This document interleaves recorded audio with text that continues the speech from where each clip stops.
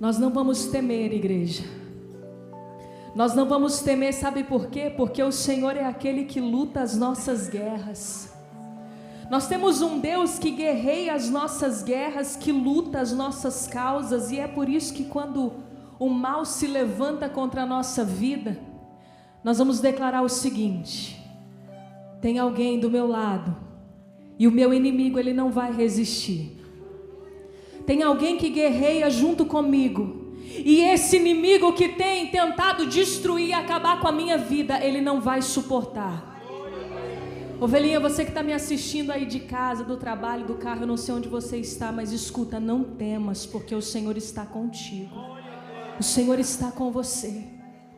Não tem mal que prevaleça quando Deus se manifesta, igreja, não tem.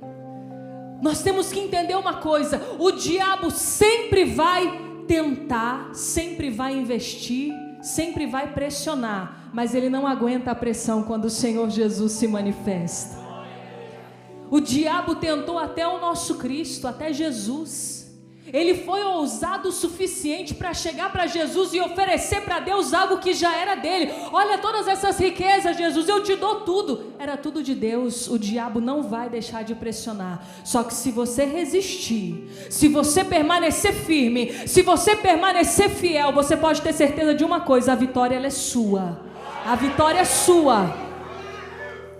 Porque por mais que o inimigo venha por um caminho contra você, a palavra de Deus diz que por 7 caminhos diferentes ele foge da tua presença. Ou seja, ele vai vir, vai, mas ele da mesma forma que veio vai sair, vai fugir. Eu sei que muitos que estão aqui hoje, aqui no culto, me assistindo em casa, estão passando por lutas terríveis, por humilhações terríveis, por pressões espirituais. Às vezes você diz assim: pastora, tá tudo bem, até na minha casa tenho luta, tenho guerra, tenho dificuldade, mas tá tudo bem. O problema é a pressão que eu estou sofrendo na minha mente, a pressão que eu estou sofrendo no meu coração. Tem gente aqui que está passando por uma opressão maligna, uma opressão maligna. O que é essa opressão maligna? É quando você sente aquele aperto na sua alma. É quando você sente, parece que a tua alma está sendo esmagada. Aquele pensamento acelerado. Pensa em 1 milhão de coisas e não pensa em nenhuma. Não consegue se concentrar no trabalho. É um monte de levante, é um monte de coisa contra a tua vida. Pessoas se levantando para falar mal de você. São situações contrárias, ventos contrários. Que isso, pastora? É a opressão do maligno. É a opressão do diabo. Só que o Senhor está falando para você nessa manhã, através da minha boca: meu filho, não temas, porque a opressão do diabo, ela vai vir, mas da mesma forma que ela chega, ela vai embora. Porque o diabo, ele pode até pressionar, mas o Espírito Santo é quem te levanta. O Espírito Santo é quem te sustenta. O Espírito Santo é quem está carregando você nesse momento de opressão. Tem muita gente aí fora que acha que o cristão não tem que passar luta, não tem que passar dificuldade. Aí olha para você e pergunta assim: cadê o teu Deus? Está aqui. Cadê o teu Deus? Está comigo. Ué, mas você está na luta? Eu estou na luta, mas Davi disse: ainda que eu ande pelo vale da sombra da morte, eu não temerei mal algum, porque o Senhor está comigo. Como que essas pessoas falam que Deus não está com a gente quando nós estamos passando pela luta, pela enfermidade, pela crise no casamento, pela crise financeira? Se o próprio Davi disse: se eu andar pelo vale da sombra da morte, Deus vai junto comigo. Deus vai junto com você. Porque Deus não te abandona. Ele não deixa você quando você está passando pela prova. Somos nós que abandonamos ao Senhor. Somos nós que rejeitamos a direção do Senhor. Somos nós que falamos assim: Pai, eu acho que esse caminho não é o certo, eu vou seguir a minha opinião. E aí lá na frente, quando nada dá certo, a gente fala: ô Senhor, por que a minha vida está assim? Porque lá atrás o Senhor falou: muda a direção, muda a atitude, muda o caminho. Mas muitas vezes o nosso orgulho não deixa. E o que faz a gente sofrer não é o Senhor na nossa vida, mas é muitas vezes a nossa teimosia. É verdade ou não é, igreja? O que faz a gente sofrer muitas vezes é o nosso orgulho. E o orgulho, ele não leva a pessoa a sofrer somente em questões espirituais, não. Você que é casado, que é casada, você sabe muito bem que o orgulho, ele gera cada vez mais briga, cada vez mais contenda, mais discussão, é verdade? Se você está casado, se você está casada, você sabe muito bem disso. Quando os dois estão orgulhosos, o que acontece?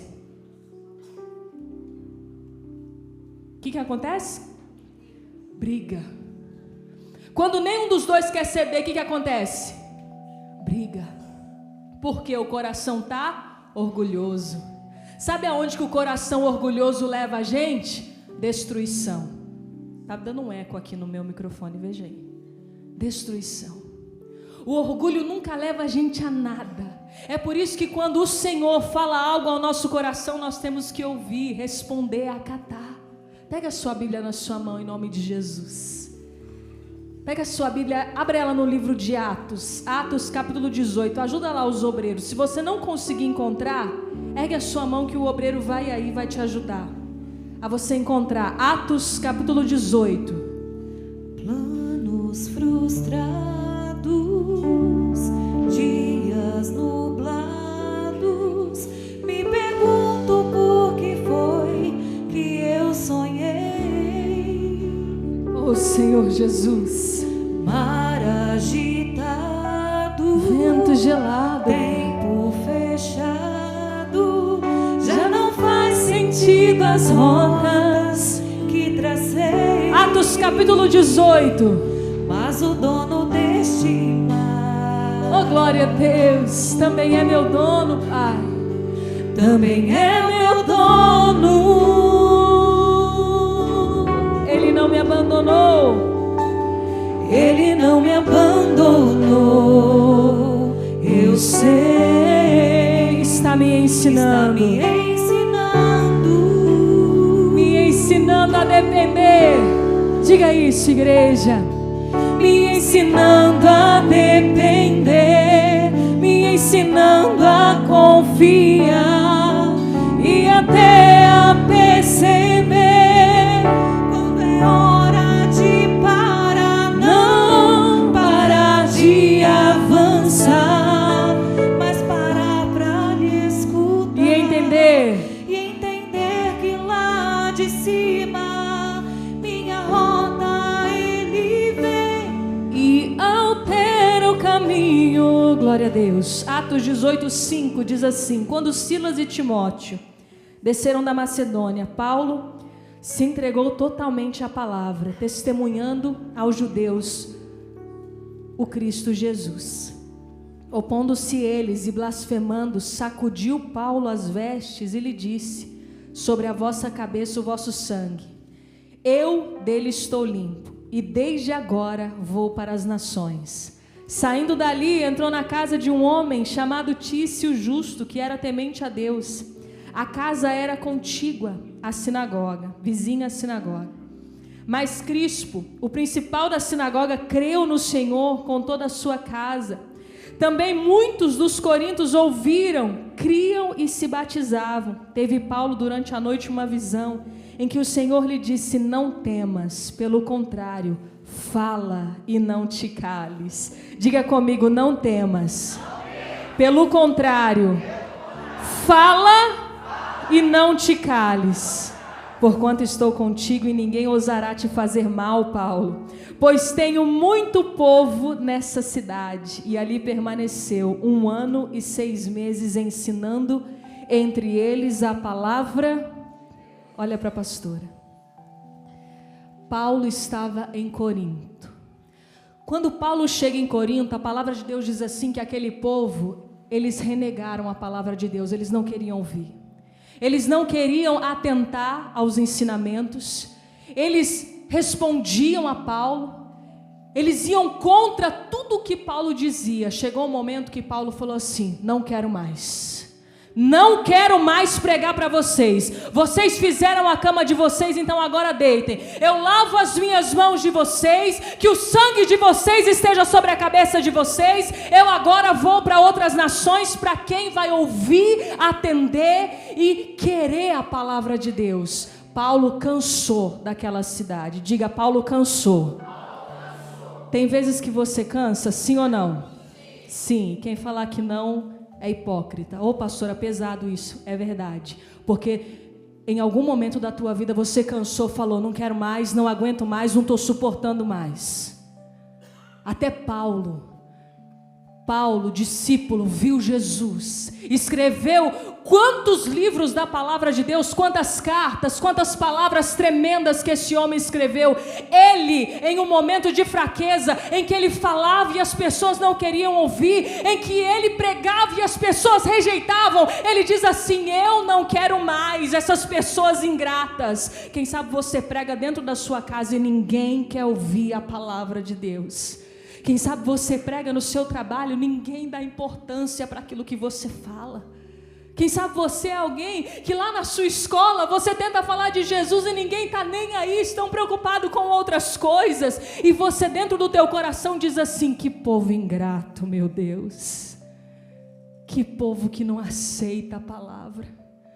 Que povo que parece que tem o coração tão duro. Você homem que prega para tua esposa, você mulher que prega para o teu marido, você pai e mãe que prega para os teus filhos, você que está aí pregando para as pessoas dentro da tua família e elas não querem ouvir, e você dentro do teu coração diz assim, eu estou cansado disso, eu estou cansado de falar e repetir, falar mais uma vez, e ninguém dá importância à minha voz. Paulo sentiu a mesma coisa que você sente. Paulo sentiu a mesma coisa que você sente, o mesmo cansaço, a mesma exaustão, o mesmo sentimento de que as pessoas parecem que são ingratas. E ele diz ao Senhor, ele fala, eu não quero mais. Esse povo não dá importância para a palavra de Deus, eu não estou suportando mais.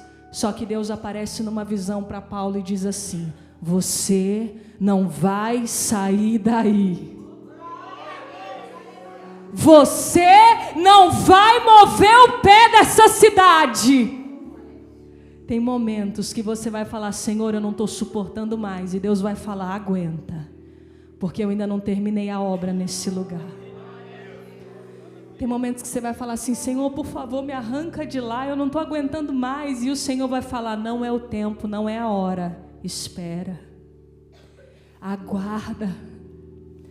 O Senhor está falando com muitos hoje aqui, o Espírito Santo de Deus, Ele está falando com pessoas que estavam pedindo ao Senhor, por favor, meu Deus, me dá outro lugar para ir, me dá outro lugar, me dá outra casa, outras pessoas, outro trabalho, e o Senhor está falando, acalma o teu coração, porque eu ainda não acabei a obra que eu estou fazendo através de você, eu não terminei. Sabe o que Deus fala para Paulo aqui, olha? No versículo 9, teve Paulo durante a noite uma visão, o Senhor lhe disse, não temas, meu filho, pelo contrário, fala e não te cales, porquanto eu estou contigo e ninguém vai fazer mal a você, porque eu tenho muita gente nessa cidade. Tem momentos que a gente não quer mais falar, mas o Senhor diz, fala. Tem momentos que a gente não quer mais pregar e Deus diz, prega. Tem momentos que a gente não quer mais trabalhar e Deus diz, trabalha. Faz, porque enquanto você estiver fazendo, eu vou estar trabalhando em você, eu vou estar fazendo a minha obra através de você. Mas tem algo, posso falar? Posso falar mesmo? Tem algo que atrapalha o cristão e se chama ego. Porque quando a gente está pregando e não tem ninguém dando atenção, o que é ferido? O nosso ego.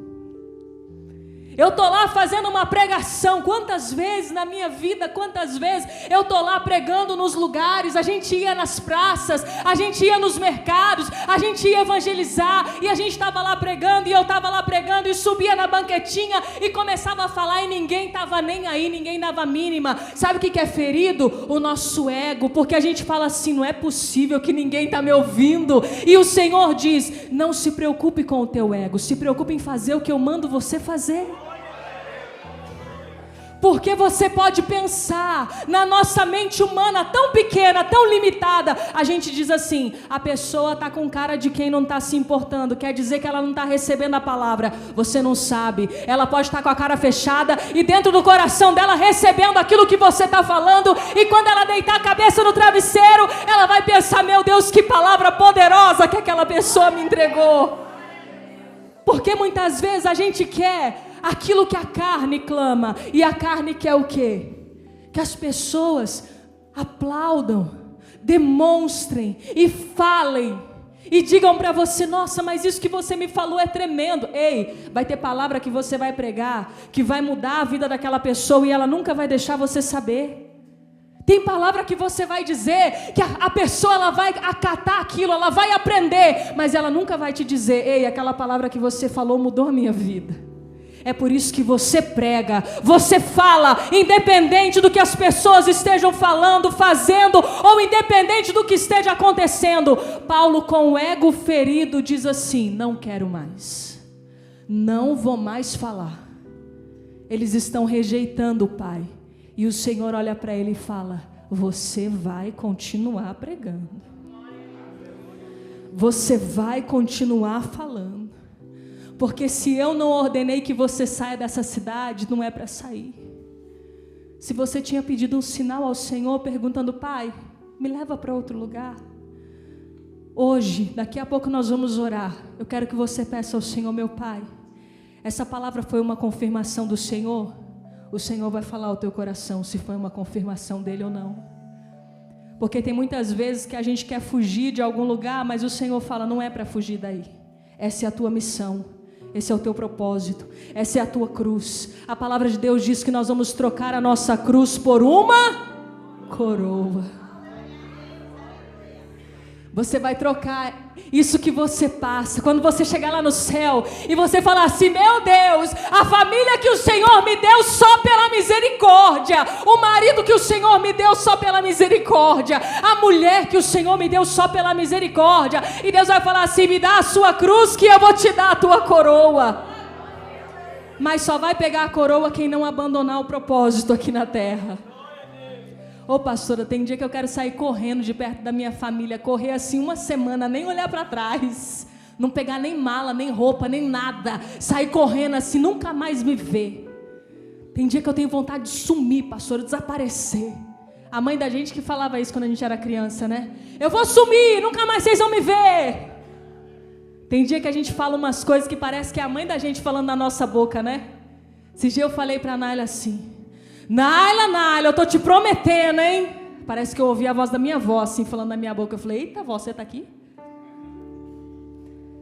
Sabe, tem dias que você vai querer sumir, desaparecer. Você vai falar assim: eu não tô aguentando mais esse ambiente que eu tô. Ninguém aqui está fazendo certo, ninguém aqui está ouvindo, ninguém aqui parece que está se importando, e a tua vontade vai ser deixar aquele lugar, mas o Senhor diz para você: calma, porque não é o tempo, não é a hora, não é o momento. Eu digo para você, se no momento de raiva, de nervosismo, você tomar uma decisão, é 99,99999% de chance dessa decisão ser uma decisão errada. Nunca tome decisão no calor de uma situação. Quando você estiver nervoso, quando você estiver bravo, naquele momento da briga, da discussão, naquele momento que os nervos estão à flor da pele, não tome decisões, não tome. Decisões têm que ser tomadas como? Com calma, com tranquilidade.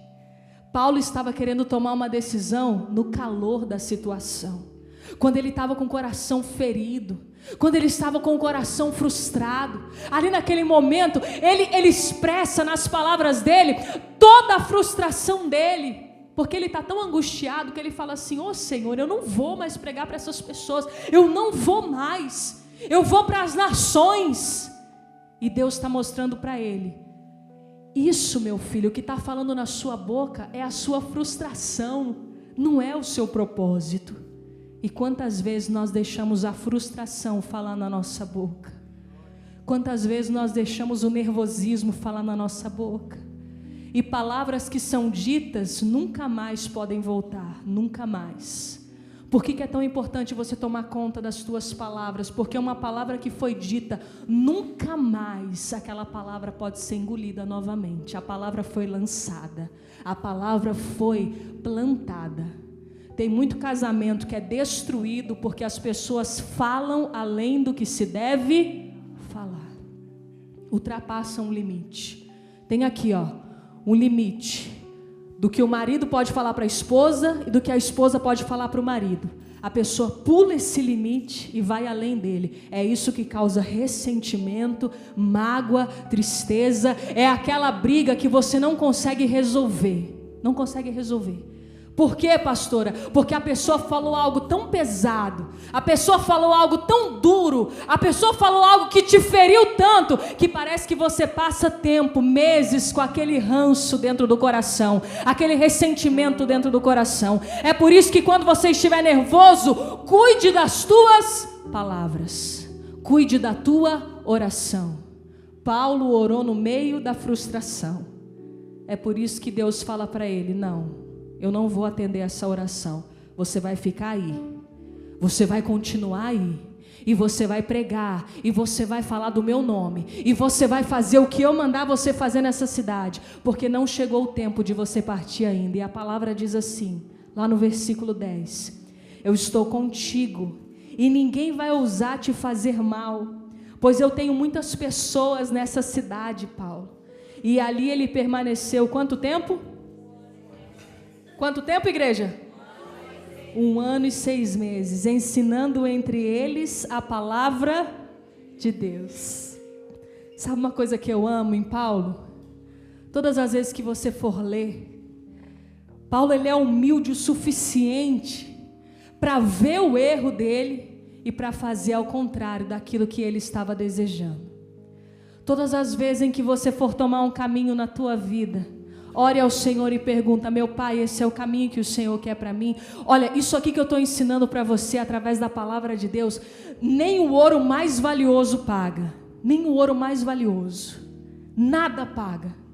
A gente entra e a gente prega na internet para milhares de pessoas, você sabe disso. Quem aqui assiste a live faz assim? São milhares de pessoas, milhares. Às vezes tem um lá que entra e fala assim, porque tem pessoas que ofertam na live, ofertam através dos selos, dos presentes. E aí, quem entra lá e vê as pessoas ofertando nesse ministério, não entende muitas vezes e fala assim: nossa, mas está comprando a bênção, está comprando essa palavra, está comprando esse milagre. Meu Deus, se essa pessoa soubesse que a palavra de Deus é algo tão valioso, que nem se ela desse todo o dinheiro que ela tem, não pagava, nem se ela vendesse o carro, a casa, os bens, e desse tudo que tem na conta bancária, e vendesse a aliança, a roupa do corpo, não pagava, sabe por quê? É algo tão precioso, isso aqui é algo tão precioso que não tem dinheiro nesse mundo que pague, não tem. Ô pastora, eu vou comprar a bênção. Olha meu filho, eu não sei quantos bilhões que você tem na sua conta, mas nem que se você sacar tudo e colocar aqui em cima do altar, não vai pagar, não vai. É por isso que essas pessoas que perguntam, está comprando a bênção, não tem noção do que elas estão falando, porque isso aqui não tem valor.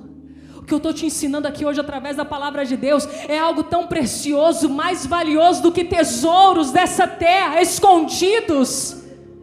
Então escuta, quando você obedecer ao Senhor, e mesmo contra a tua vontade, porque a vontade de Paulo era ir embora. Diga, a vontade de Paulo era ir embora, e Deus mandou ele ficar. Paulo queria vazar. Oh meu pai, eu vou sair desse lugar, eu não vou ficar aqui não. Deus falou fica, então ele fica contra a vontade dele.